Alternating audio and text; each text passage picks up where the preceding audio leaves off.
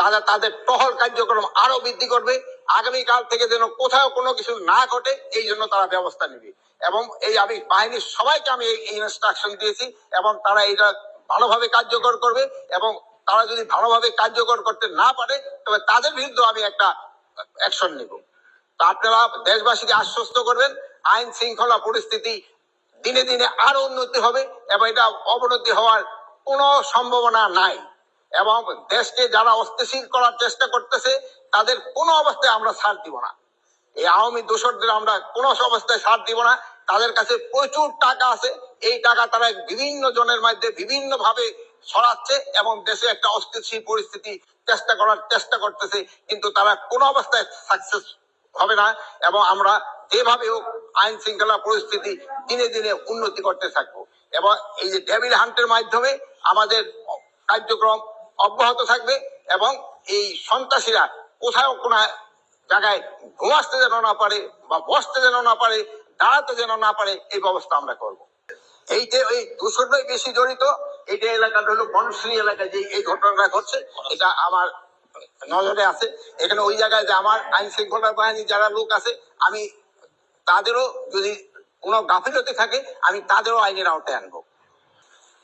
এই আমার এই পদত্যাগের ব্যাপারে আজকে তো প্রথম না, মানে তারা আমার যেই কারণে পদত্যাগ করতে বলে ওই কারণগুলি যদি আমি উন্নতি করে দিতে পারি তো তার কোনো পদত্যাগের প্রশ্ন না। তারা চাচ্ছে আইন শৃঙ্খলা পরিস্থিতি উন্নতি। আমি আইন শৃঙ্খলা পরিস্থিতি যেন উন্নতি হয় আমি এই ব্যবস্থা করতেছি এবং এই আইন শৃঙ্খলা পরিস্থিতি আগের থেকে অনেক উন্নতি হয়েছে এবং এটা আরো উন্নতি হতে থাকবে। বাসে ডাকাতির জন্য কিন্তু অলরেডি 3 জনের কিন্তু সাভার থেকে গ্রেপ্তার করা হয়েছে, গ্রেপ্তার হচ্ছে এবং গ্রেপ্তার এটা চলতে থাকবে।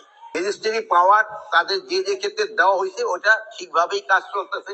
এই যে দেখেন সেনাবাহিনীর অফিসারও কিন্তু এখানে আছে, তারও কাজ করে যাচ্ছে, তারও কাজ করছে, সবাই কাজ করতেছে দেখে কিন্তু আমরা একটু আগের থেকে পরিস্থিতি একটু ভালোর দিকে গেছে।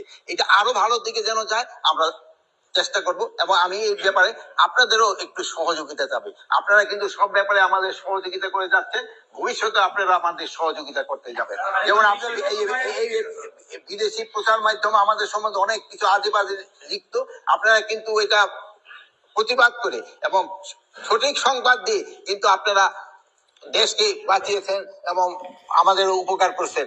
আপনারা ভবিষ্যতে এটুকু করে যাবেন আমি আশা করি। ডেভিল হান্টের আওতায় সন্ত্রাসীদের গ্রেপ্তার করা হচ্ছে, যারা সন্ত্রাসী, যারা সন্ত্রাস কর্মকাণ্ডের সাথে জড়িত তাদেরই গ্রেপ্তার করা হচ্ছে।